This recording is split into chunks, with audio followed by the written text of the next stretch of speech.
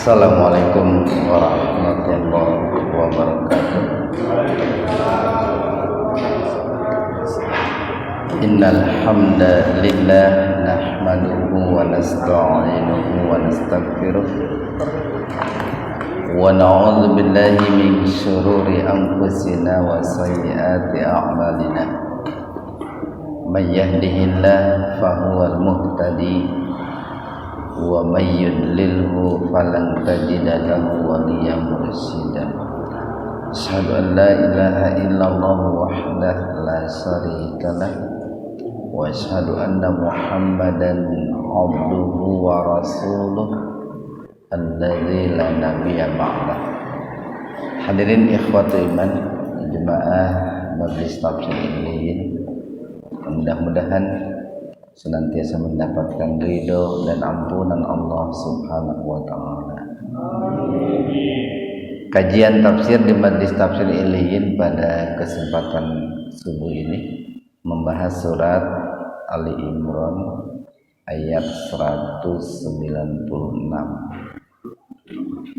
halaman 76. Ali Imran ayat 196. Kita bahas tajwidnya dulu. La mantabi alif ya gurran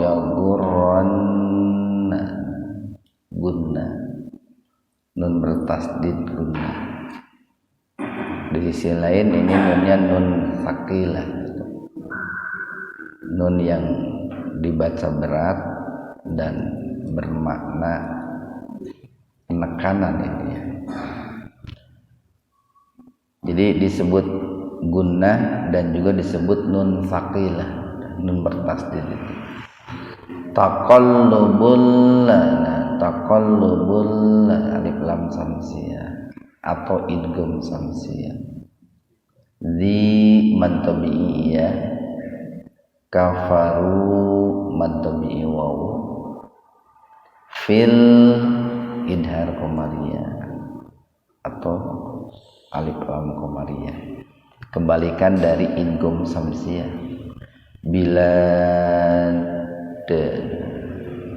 qalqalah kubra dipantulkan secara keras karena huruf qalqalah yaitu dal jatuh pada waqaf atau akhir ayat. Ikhwanu fiddin arsadakumullah, Ali Imran ayat 196 ini turun terkait dengan orang-orang musyrikin Quraisy, di mana kita tahu bahwa orang-orang Quraisy itu dikenal sebagai orang-orang yang petualang gitu ya. Orang-orang yang senang berbisnis, orang-orang yang senang berdagang. Dalam surat Quraisy kan dikatakan rihlatas syita'i was-shayf. Jadi mereka adalah orang-orang yang senantiasa bepergian dari satu negeri ke negeri yang lain, baik di musim dingin ataupun di musim panas.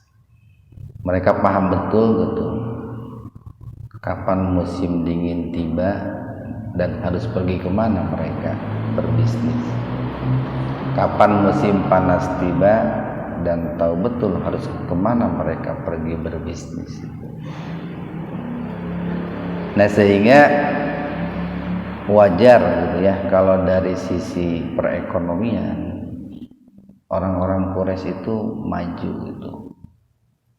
Mereka itu mapan dalam hal duniawi, sehingga pada saat itu ada di antara orang-orang yang beriman itu yang berkata gitu, kalau kita perhatikan gitu, orang-orang kafir gitu, sepertinya mereka itu mudah sekali untuk mendapatkan kenikmatan duniawi gitu. Sementara kita hidup berada dalam kesulitan, berada dalam kepayahan. Nah, maka untuk memberikan sebuah ini targhib lah. Targhib itu kabar gembira gitu, Pak. Untuk memberikan kabar gembira sekaligus motivasi kepada orang-orang yang beriman, Allah menurunkan Ali Imran ayat 196 ini, di mana orang-orang yang beriman jangan terpedaya gitu. Jangan terpedaya oleh kesuksesan perekonomian ataupun kesuksesan duniawi yang diraih, yang dimiliki oleh orang-orang kafir. La yagurrannaka, la janganlah, yagurranna itu pakai nun sakilah. Ini merupakan sebuah larangan keras gitu. Yagurranna terpedaya atau tertipu. La yagurranna, janganlah tertipu, terpedaya kamu atau kalian jangan tertipu, jangan terpedaya, jangan terkesima. Taqallubuna, qalb itu bolak-balik gitu, Pak. Arti asalnya itu bolak-balik atau pergi ke sana kemari gitu. Itu bermakna juga bisa bermakna bebas lah gitu, Pak. Atau sering juga bisa. Maksudnya begini nih, kalian wahai orang-orang yang beriman itu jangan terpedaya, jangan tertipu dengan bebasnya alladzina kafaru, orang-orang kafir bolak-balik gitu, Pak, pergi ke sana kemari. Dengan bebas mereka berbisnis, dengan bebas mereka berdagang, dengan bebas mereka masuk ke negeri lain dan keluar dari negeri, masuk ke sebuah negeri, keluar ke negeri yang lain. Nah, makanya di ujungnya fil bilad. Kan kalau kita perhatikan saja begini, Pak, mungkin akan berbeda, Pak, kalau kita lihat atau kita rasakan bagaimana kita orang-orang yang beriman dan juga orang-orang kafir di dalam meraih kehidupan yang sifatnya duniawi. Kita orang-orang yang beriman kan punya batasan, Pak. Punya batasan, punya ikatan gitu. Punya aturan, punya rambu-rambu. Nah itu, Pak. Berbeda dengan orang-orang kafir, Pak. Berbeda dengan orang-orang kafir. Mereka bebas saja untuk mendapatkan duniawinya. Kita orang beriman nih, lagi enak-enak bekerja mungkin ya, katakanlah dagang, dipanggil oleh Allah untuk melaksanakan sholat duhur gitu, Pak. Berhenti dulu kan dagangnya, melaksanakan sholat asar, berhenti dulu kan sholatnya. Sementara kalau orang-orang kafir kan terus aja jalankan. Mereka tidak ada sholat duhur, tidak ada sholat asar. Saya dulu pernah dagang sayur gitu, Pak, dagang sayur. Seneng juga dagang sayur gitu, resep gitu ya. Tapi persoalannya itu yaitu kalau dagang sayur kan berangkat belanja itu jam 2, jam 1 malam, jam 2 malam. Nah, lagi enak-enak belanja adzan subuh. Nah, itu kan sementara badan kita lagi kotor itu kan. Apalagi kalau musim hujan kan di pasar itu, di pasar Caringin atau Ciroyom itu kan ledok gitu. Ya kumaha ya erek salat subuh gitu. celana bau letak itu, bau kocok. Nah, permasalahan di situ. Sementara kalau bukan orang-orang beriman, bukan orang muslim, kan mau sholat subuh nyantai kan gitu. Nah, itu kan persoalannya di situ, Pak. Jadi wajarlah kalau orang-orang kafir mereka sukses dalam hal-hal yang sifatnya duniawi. Belum lagi kan kalau kita orang-orang yang beriman diperintahkan oleh Allah untuk melakukan ibadah harta, gitu Pak. Kita diperintah oleh Allah, Pak. Baik zakat, infak, sedekah, kurban gitu. Sehingga harta yang kita dapat itu kan secara lahir lah, itu kan harus dikurangi kan gitu. Nah, maka kata Allah, janganlah kalian terpedaya wahai orang-orang yang beriman atas bebasnya orang-orang kafir bolak-balik masuk negeri keluar negeri, mereka berdagang, mereka berbisnis, termasuk mereka pun mendapatkan kesuksesan dalam bisnis mereka. Mata'un itu adalah sebuah kenikmatan. Tempoh hari kita sampaikan, al-mata itu adalah kenikmatan yang pasti bakal sirna, kenikmatan yang pasti bakal hilang. Yang namanya duniawi itu kemungkinannya dua, Pak. Pertama, kemungkinannya itu bukan kemungkinan, bahkan pasti gitu ya. Kita yang akan meninggalkan dunia. Yang kedua, dunia yang akan meninggalkan kita gitu. Kita yang akan meninggalkan dunia itu pasti, Pak. Jadi suatu hari barangkali Bapak punya mobil mewah 8 gitu, rumah mewah 8 gitu, istri 3 gitu, duit sekian, ya suatu hari bakal ditinggalkan gitu.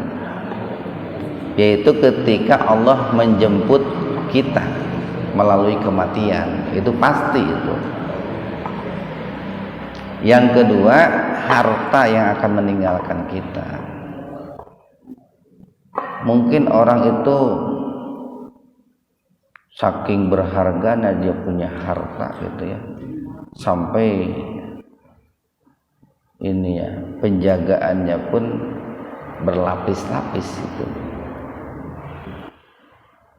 Mungkin bapak-bapak punya emas gitu 8 kilo di rumah gitu. Karena saking berharganya sampai disimpan di dalam sebuah brankas peti gitu. Petinya juga kan digembok juga gitu. Belum lagi petinya, brankasnya disimpan di dalam kamar, kamarnya pun digembok juga. Kamarnya pun berada di dalam rumah, rumahnya pun digembok juga. Belum pakai pagar benteng gitu, pagarnya pun digembok juga. Bahkan double, menyewa jasa security mungkin, karena di dalam itu ada emas 8 kilo. Tapi suatu saat ya pasti bakal diambil emas itu. Mungkin diambil karena keperluan kita ya, untuk makan, untuk berobat gitu ya. Ya dijual juga kan gitu, berpindah tangan tuh Pak. Atau mungkin untuk keperluan anak kita, istri kita, dijual juga. Jadi kalau bukan harta yang meninggalkan kita, kita yang pasti bakal meninggalkan harta. Makanya disebut mata'un itu, kenikmatan yang pasti bakal hilang, bakal habis. Qalilun, yang sangat sedikit, yang sangat sedikit. Tentu kalau disebut sedikit itu kan ada bandingannya Pak. Tidak bisa kan orang disebut gede kalau tidak ada yang kecil.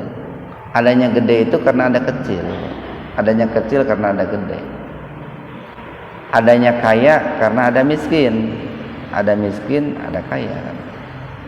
Tidak mungkin ada yang namanya pinter kalau tidak ada yang bodoh gitu. Adanya pinter itu karena ada bodoh. Nah, disebut kenikmatan yang kecil itu karena ada bandingannya, yaitu kenikmatan yang besar, bahkan sangat besar. Itu kenikmatan yang ada di kehidupan keabadian di akhirat.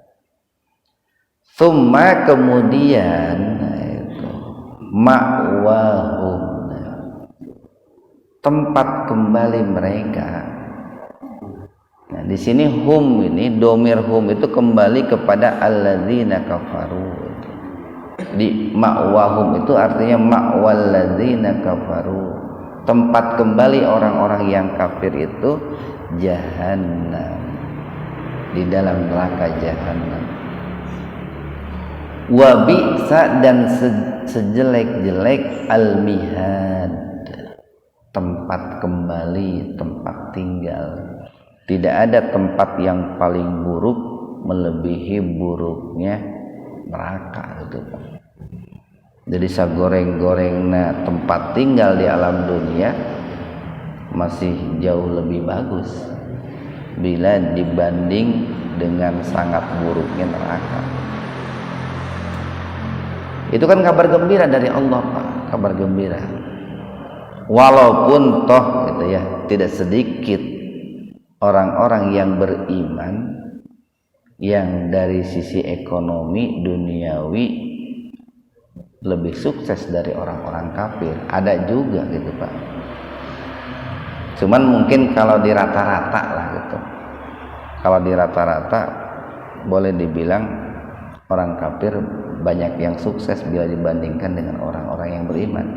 Nah, salah satu penyebabnya tadi, Pak, kita punya rambu-rambu dalam berbisnis, kita punya waktu untuk beribadah hak Allah ketika kita bekerja, kita pun punya kewajiban untuk menunaikan ibadah harta dari pendapatan yang kita peroleh. Kemudian satu ayat lagi, lakin, akan tetapi, asalnya itu nunnya itu disukun itu, Pak, lakin. Namun dikarenakan setelah nun itu ada huruf sukun, maka nunnya diaktifkan jadi kasroh, lakini. Ini merupakan kata sambung, Pak. Lakin itu kata sambung. Akan tetapi, alladzina, orang-orang yang ittaqau, yang beriman, yang bertakwa, orang-orang yang takut kepada Allah, orang-orang yang hati-hati gitu ya dalam memperoleh duniawi, orang-orang yang hati-hati dalam mengelola perekonomian, orang-orang yang hati-hati dalam mengalokasikan harta yang dimiliki, gitu, Pak.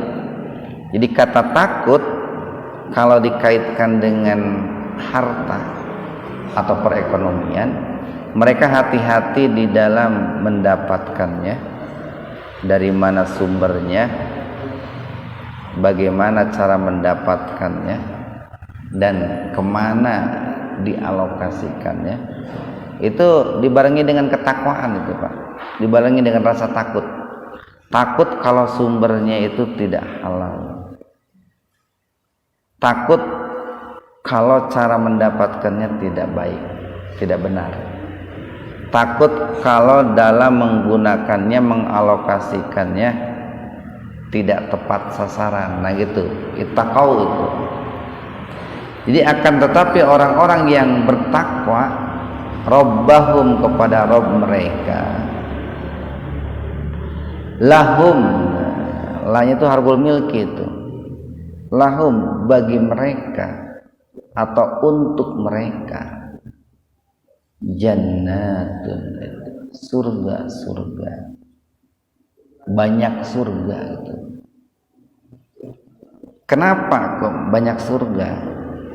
Kan tadi mereka dalam mendapatkan hartanya itu mereka betul-betul hati-hati dari mana sumbernya itu. Sumbernya itu betul-betul diperhatikan. Sehingga karena sumbernya diperhatikan, ketika mereka mendapatkan pun paling tidak halal dan thayyibnya itu sudah terjamin. Kemudian caranya pun diperhatikan. Ini tiga hal ini harus betul-betul kita pegang ini. Karena ada kalanya begini, orang itu dapat harta sumbernya bagus, sumbernya baik gitu, tapi caranya kurang baik gitu. Sumbernya halal tapi caranya tidak baik. Atau bisa jadi sumbernya bagus, caranya bagus, tapi dalam menggunakannya, pemanfaatannya kurang baik gitu. Nah, tiga-tiganya itu harus diperhatikan kalau terkait dengan harta. Nah, karena mereka betul-betul memperhatikan ketiga hal tadi gitu, mereka takut terperosok kepada hal-hal yang dilanggar oleh agama. Mereka takut kalau menerjang rambu-rambu yang Allah buat. Maka sebagai jaminan dari Allah itu, lahum bagi mereka itu jannatun, surga-surga, tajri yang mengalir, min dari tahtiha, bawah surga itu al-anhar, sungai-sungai, khalidina mereka kekal fiha di dalamnya. Nuzulan itu, nuzul itu, nazala itu bisa berkaitan nanti dengan turun, Pak. Bisa dikaitkan nanti dengan tempat tinggal. Manzilah itu kan rumah itu, Pak. Manzil itu rumah. Bisa juga dikaitkan dengan kedudukan itu, Pak. Kalau digabung tuh antara turun, tempat tinggal, kedudukan, itu akan melahirkan sebuah makna bahwa surga yang Allah karuniakan kepada mereka itu merupakan tempat tinggal yang sangat berlevel gitu, yang sangat bergengsi lah, Pak. Yang Allah turunkan, yang Allah karuniakan itu. Hanya ada kata-kata min indillah, dari sisi Allah. Itu kalau digabung seperti itu. Nah, makanya ini perlu kita sampaikan bahwa zakat, infak, sedekah yang Allah perintahkan kepada kita itu dalam rangka tadi, Pak, membersihkan harta kita, di samping menyuburkan harta kita. Barangkali Pak nih, sumbernya sudah halal tapi caranya tanpa terasa, tanpa sengaja, itu ada yang tidak baik. Maka dibersihkanlah melalui zakat, infak, sedekah itu. Sehingga sering dikatakan begini, bahwa yang namanya zakat itu adalah kotorannya orang-orang kaya gitu, Pak. Zakat itu kotorannya orang-orang kaya. Makanya Nabi dan keluarganya dilarang menerima zakat, Pak. Haram Nabi dan keluarganya menerima zakat. Kenapa kok haram? Ya kan tidak mungkin seorang Nabi menerima kotoran, Pak. Nabi itu baru boleh menerima hadiah. Kalau hadiah Nabi boleh. Sekali lagi, zakat itu tadi kotorannya orang-orang kaya. Kenapa disebut kotoran? Karena barangkali dalam mendapatkannya orang-orang kaya itu ada hak-hak Allah yang dilanggar, yang mungkin tanpa terasa atau tanpa sengaja. Dibersihkanlah dengan zakat itu. Wa ma, dan apa, nih maknya maklil asya. Wa, dan ma, apa-apa indallahi, yang ada di sisi Allah, apapun yang ada di sisi Allah, khairun itu lebih baik, li bagi al-abrar, orang-orang yang baik. Ini kalau dibedah kata abror itu maknanya luas. Karena nanti kata abror itu punya relasi dengan kata-kata yang lain, Pak. Umpamanya kata al-abror itu punya relasi dengan kata as-sidqu, jujur, benar. Kata al-abror itu punya relasi dengan kata al-jannah. Kata al-abror itu punya relasi dengan kata an-naim. Itu kalau dilihat dalam Al-Quran, dalam hadis begitu. Seperti contoh begini nih, alaikum bisidqi fa inna sidqa yahdi ilal birri, gitu Pak. Al-birru itu, al-abror itu asalnya al-birru. Kalian harus jujur, kalian harus benar dalam ucapan, dalam pikiran, dalam tindakan. Karena kejujuran itu akan menghantarkan kepada al-birru, al-abror, kepada kebaikan-kebaikan. Dan al-abror itu akan menghantarkan ilal jannah, ke dalam surga. Itu salah satunya kalau dikorelasikan kata abror seperti itu. Nah, ini mudah-mudahan ayat ini menjadi motivasi dan kabar gembira juga bagi kita orang-orang yang beriman. Subhanakallahumma bihamdika asyhadu an la ilaha illa anta astaghfiruka wa atubu ilaik. Assalamualaikum warahmatullahi wabarakatuh.